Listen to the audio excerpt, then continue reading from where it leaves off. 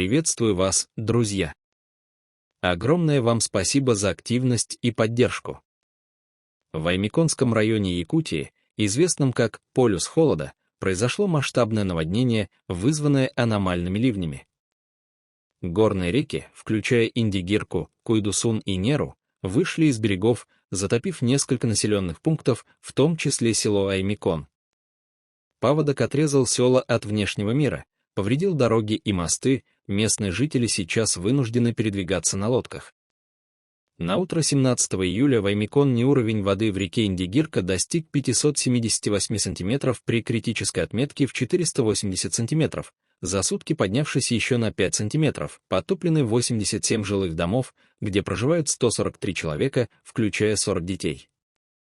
В общей сложности, по официальным данным, от наводнения пострадали 73 жилых дома, а также сельскохозяйственные угодья, муниципальные и федеральные дороги.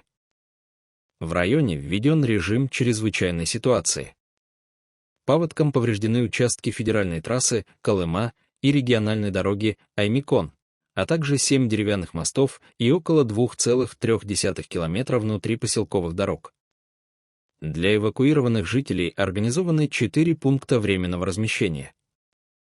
В общей сложности из подтопленных сел Куйдусун и Устнера эвакуировали 31 человека, включая 18 детей, большинство из которых разместились у родственников, еще 3 детей на вертолете вывезли из поселка Томтар. Власти организовали доставку гуманитарной помощи, продуктов питания, медикаментов и теплых вещей. Запасов продовольствия в районе хватает на 7 дней, медикаменты имеются в достаточном количестве. Для ликвидации последствий паводка задействованы 43 спасателя и 15 единиц техники, включая лодки.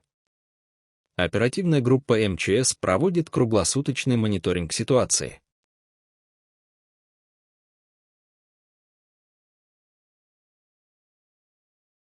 Столицу Кабардино-Балкарии, город Нальчик, вчера накрыл мощный ливень с грозой, градом и шквалистым ветром.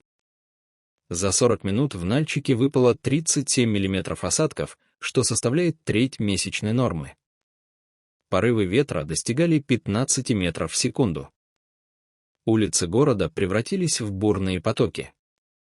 На улице Кишокова, где продолжается капитальный ремонт дорог, вода скрыла глубокие траншеи, в результате чего несколько автомобилей буквально утонули на глазах у владельцев.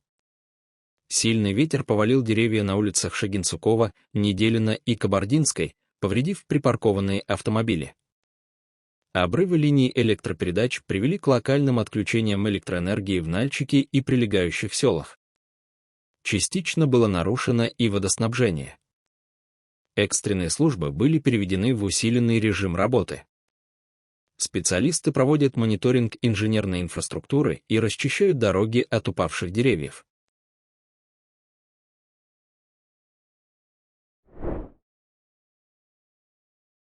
16 июля в районе Алеутских островов, в 66 километров к югу от Сент-Пойнта, в штате Аляска, произошло землетрясение магнитудой 7,3. Эпицентр находился на глубине около 12 километров. Событие вызвало кратковременное предупреждение о цунами, которое позже было понижено до уровня рекомендации, а затем полностью отменено. По данным Геологической службы США, землетрясение произошло в результате горизонтального сдвига вблизи зоны субдукции между Тихоокеанской и Североамериканской плитами. Это уже 5-е землетрясение магнитудой 7 и выше в этом регионе с 2020 года, что указывает на повышенную сейсмическую активность в зоне Алеутских островов. В течение первых 3 часов после основного толчка было зарегистрировано около 40 афтершоков, крупнейший из которых достигал магнитуды 5,2. По прогнозам Геологической службы США, в ближайшую неделю возможен как минимум 1 афтершок магнитудой 6 или выше. Жители Сент-Пойнта, ближайшего к эпицентру населенного пункта, сообщили о сильной тряске, предметы падали с полок, открывались дверцы шкафов. В более удаленных городах, таких как Кадиак и Хомер, ощущались легкие колебания, а в Джуно землетрясение было слабым. О значительных разрушениях или жертвах информации не поступало.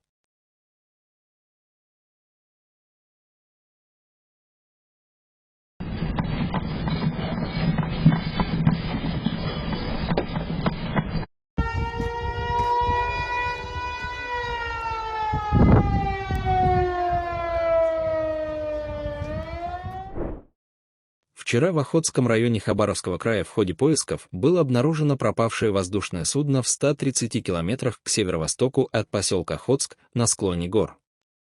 По информации Восточного межрегионального следственного управления на транспорте Следственного комитета России, вертолет был полностью разрушен, на месте крушения есть следы горения. Группа спасателей выдвинулась к месту обнаружения обломков вертолета. Напомним, что 14 июля Ми-8 вылетел после дозаправки из поселка Охотск Хабаровского края в Магадан и пропал. На борту было 3 члена экипажа и 2 технических специалиста. Поиски вертолета с воздуха продолжались 2 суток. К сожалению, все 5 человек, находившихся на борту, погибли. В ходе авиаразведки вертолетом Росавиации обнаружено место падения вертолета Ми-8, пропавшего 14 июля по пути из Охотска в Магадан. Обломки судна обнаружены в районе мыса Гадикан в 130 километрах от поселка Охотск Хабаровского края, на сопке, высота которой составляет 1500 метров. Работа спасателей по обследованию территории осложняется тем, что местность труднодоступная, расположена на скалистом участке, окруженная лесным массивом. Вчера город Междуреченск в Кемеровской области оказался во власти сильной грозы, сопровождавшейся крупным градом, ливнем и сильным ветром. По данным СМИ, град в Междуреченске достигал размера около 2-3 см в диаметре. Ледяные глыбы обрушились на город около 16 часов по местному времени, в считанные минуты покрыв улицы, тротуары и дворы слоем льда. Ливень, сопровождавший град, привел к подтоплению низинных участков, включая улицы Коммунистический проспект и Весенняя. Порывы ветра, по оценкам синоптиков, достигали 12-15 метров в секунду, что способствовало падению деревьев и повреждению линий электропередач. Стихия повредила не только сельскохозяйственные посевы и садовые культуры, но и автомобили. Есть пострадавшие и среди местных жителей.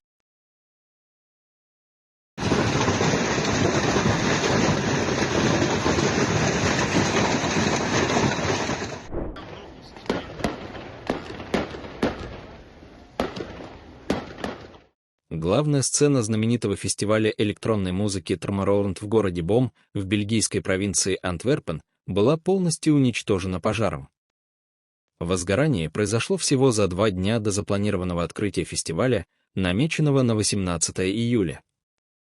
Пожар начался вчера около 18 часов по местному времени на правой стороне главной сцены. Огонь быстро распространился, охватив всю конструкцию, высотой около 147 метров и шириной 524 метра, с 2120 атмосферными элементами, включая 65 фонтанов и 2 водопада. По данным СМИ, на момент возгорания на территории находилось около 1000 сотрудников, занимавшихся подготовкой к фестивалю. Все они были оперативно эвакуированы, и, согласно официальному заявлению организаторов, пострадавших нет. Предварительно, причиной пожара могла стать неисправность пиротехники. Власти Антверпена расследуют инцидент как непреднамеренный поджог, но точная причина пока не установлена.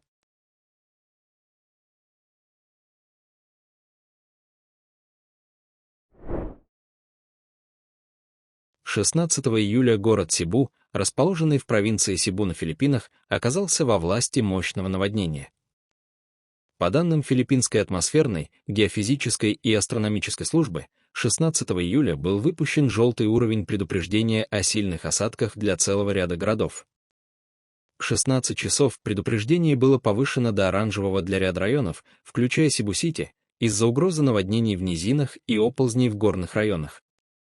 За сутки в регионе выпало около 20 мм осадков, что значительно превысило средние показатели. Ливни сопровождались грозами и порывистым ветром. Наводнение затронуло множество районов Сибу-Сити, включая низменные зоны, такие как Бариа-Мабола, где вода достигала колен и выше. Некоторые улицы стали непроходимыми, а торговые центры и жилые дома оказались подтоплены. В Бариа-Лусон и других районах движение было парализовано, многие жители оказались заблокированы в своих домах или на дорогах. Спасательные операции проводились силами местного управления по снижению риска бедствий. В Мандауэ и Сибу-Сити были задействованы резиновые лодки и транспортные средства для эвакуации жителей. Наводнение было вызвано сочетанием муссона и тропической депрессии Крисинг, находившейся в 395 километрах к востоку-северо-востоку от Батанеса.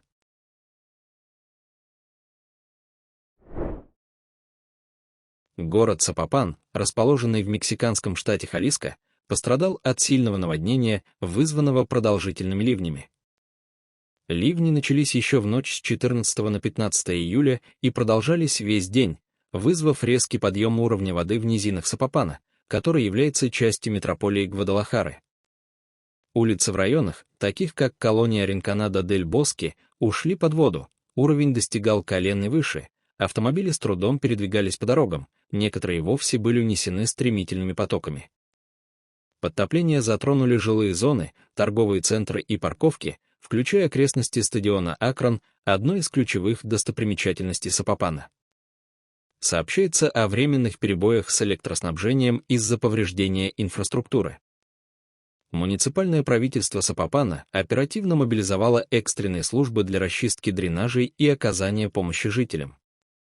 Администрация штата Халиско координирует усилия по ликвидации последствий стихии.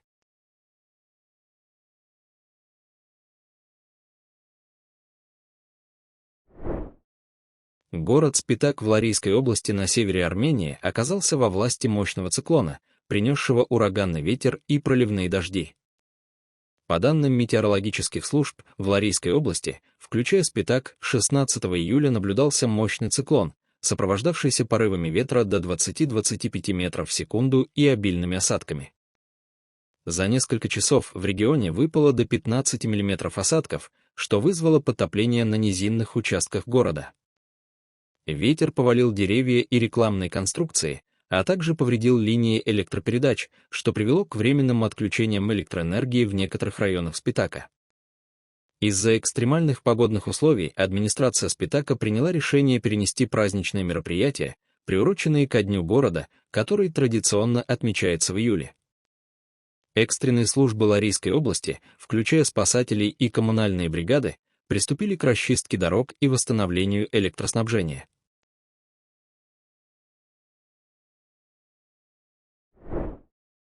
16 июля над Каунасским водохранилищем, самым большим искусственным водоемом Литвы, был замечен зрелищный водяной смерч. Водяной вихрь образовался в 20 километрах от города Каунас. По сообщениям очевидцев, явление наблюдалось в районе Пажайслийского монастыря и яхт-клуба на полуострове водохранилища. Вихрь представлял собой тонкий, изящный столб воды и воздуха, соединяющий водную гладь с кучевыми облаками. Смерч просуществовал около 10-15 минут, после чего рассеялся без каких-либо разрушений.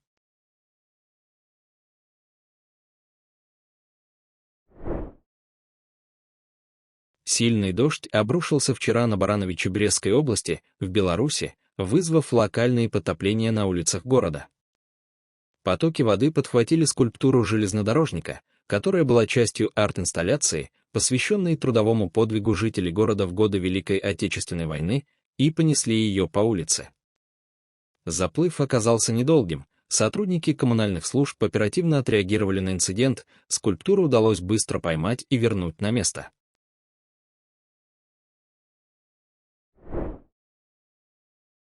«16 июля в Ханчжоу, столице провинции Чжэцзян и одном из технологических центров Китая, начались испытания автономных уборочных машин, оснащенных искусственным интеллектом. Этот проект стал частью амбициозной программы умных городов, направленной на внедрение передовых технологий для повышения эффективности городской инфраструктуры. В Ханчжоу тестируются беспилотные уборочные машины, разработанные компанией Zero Carbon System. Эти машины, впервые представленные в 2019 году, оснащены камерами и нейронными процессорами, которые позволяют им автономно перемещаться по улицам, распознавать различные типы мусора и сортировать его для последующей переработки. По словам архитектора проекта Чэнь Шуо, одна такая машина способна заменить от 8 до 10 уборщиков, что значительно оптимизирует процесс уборки. Тестирование проходит в рамках программы «Умный город», запущенный в 2016 году при поддержке компании Alibaba и правительства Ханчжоу. Эта инициатива использует искусственный интеллект для управления городской инфраструктурой, включая транспорт, общественную безопасность и экологию. Ханчжоу, где базируются такие технологические гиганты, как Alibaba и DeepSeek, уже зарекомендовал себя как лидер в области умных городов, внедряя решения для снижения пробок, улучшения экстренного реагирования и оптимизации городских служб.